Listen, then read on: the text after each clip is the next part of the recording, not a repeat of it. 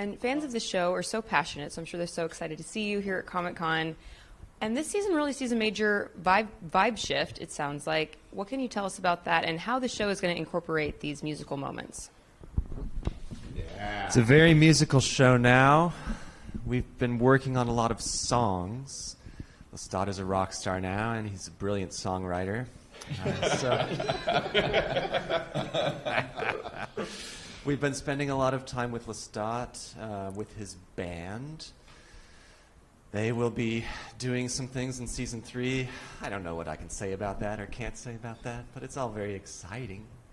What should we say, Sam? We've been working quite a lot on these songs that were written for the show, spending a lot of time thinking about what it means to be a rock star in 2025, 2026.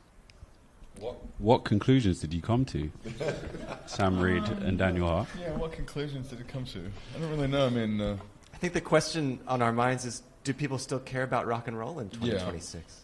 That's what we're here to find out. Do people care about rock and roll? Do people care about vampires? You know. There's a lot of distractions. Yeah. Yeah. A lot of swipe, man, you know. Daniel, when you went to compose the music for the season, where did you start? Started in the writer's room with Roland Jones. We talked about musical influences that each of us had in mind. We made playlists for each other. We sent them back and forth. We sent them to Sam. We sent them to Jacob. I hope we sent them to Eric. I don't know if we actually did or not. Some. Oh, okay, yeah. Good. And then I sat down. I wrote a song last year for in anticipation of Comic-Con, and then we released that song in a sense at last year's panel.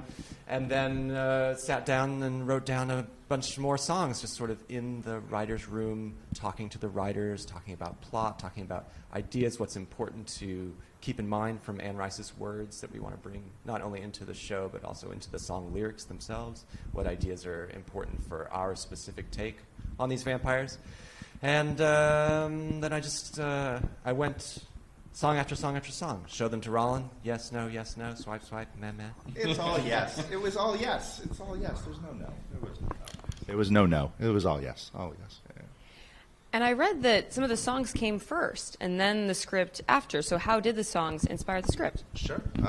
There would be times in the writer's room. So Daniel is actually a member of the staff this year. And he would just get up and disappear and go into another room and go, what the hell just happened? And then about 3 days later, a song would come back and you're like, oh, look at that.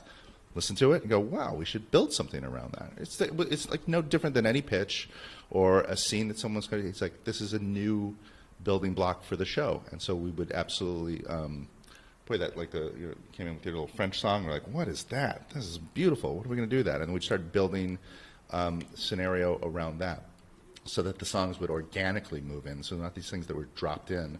They're building like we would build a scene or like we would build a character arc, because that's the only way it's going to work. One of the singular things about this season is we have story and character development built around songs.